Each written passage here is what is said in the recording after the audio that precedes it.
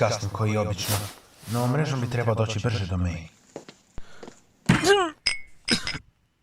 Pročišćivač gena. Prototrop koji je riješio dr. Connorsov problem. Možda je vrijeme da se riješim i Spidermana. Mislim, Spiderman je spasio mnogo života, ali je li to razlog zašto to radim? Možda to radim samo zbog zabave, zato što lakše pobjegnem od realnosti.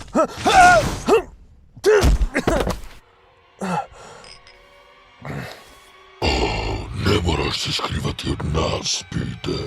Mi znamo sve tvoje tajne. Jer naravno, nekud smo bili jedno.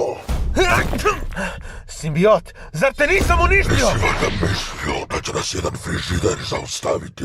Vidim, uhvatio si novu žrtvu. Koga? Nekog vrijednijeg naše nadarenosti.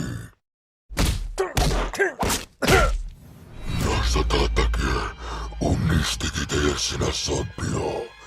Od sada nadalje, mi smo otrov za Spidermana i Peter Parkera. Mi smo Venom!